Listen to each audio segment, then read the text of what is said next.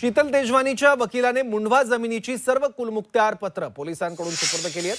शीतल तेजवानी यापूर्वी कुलमुखत्यार पत्र सादर करायला टाळाटाळ करत होती, पण आज तेजवानीचा वकील आर्थिक गुन्हे शाखेत हजर झाले आणि कुलमुखत्यार पत्र त्यांनी पोलिसांकडे सुपूर्द केलं आहे। तेजवानीच्या वकिलांकडून पोलिसांना ही कागदपत्र देण्यात आली आहे। शीतल तेजवानी यापूर्वी कुलमुखत्यार पत्र सादर करायला टाळाटाळ करत होती। पोलिसांनी वारंवार याबाबतची मागणी तिच्याकडे केली, पण शीतल तेजवानीने ते कुलमुखत्यार पत्र यापूर्वी देण्यास असमर्थता दर्शवली होती, वेगवेगळ्या माध्यमातून ते पत्र न देता।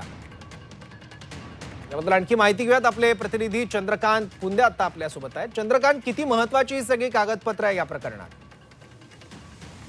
ही सगळी डॉक्युमेंट केसमधील सर्वात महत्त्वाचा पुरावा ठरू शकतात, कारण ते मूळ जी डॉक्युमेंट्स आहेत कुलमुखत्यार पत्र, त्यात नेमकं तिने या वतनदारांकडनं काय लिहून घेतलंय ते पोलिसांना तपासायचं आहे। त्याच्यामध्ये आणि दस्तामध्ये जोडलेल्या प्रतींमध्ये जर काही तफावत आढळला तर शीतल तेजवानीचा पाय आणखीन खोलात जाऊ शकतो, म्हणून ती सुरुवातीला हे सगळे डॉक्युमेंट द्यायला टाळाटाळ करत होती, पण पोलिसांनी त्यांच्या पद्धतीने चौकशी सुरू करतात आज अखेर त्याचे वकील हे सर्व दस्त नोंदणी जुना गठ्ठाच्या गठ्ठा घेऊन तपास अधिकाऱ्यांच्या कार्यालयात आले। पण इकडे येवले निलंबित तहसीलदार येवलेच्या सुनावणीसाठी तपास अधिकारी इकडे कोर्टात आले असल्यामुळे त्याचा पंचनामा अद्याप होऊ शकला नाही आणि त्याची पुढची सगळी कारवाई होऊ शकली नाही, पण ती आता आज संध्याकाळनंतर होईल।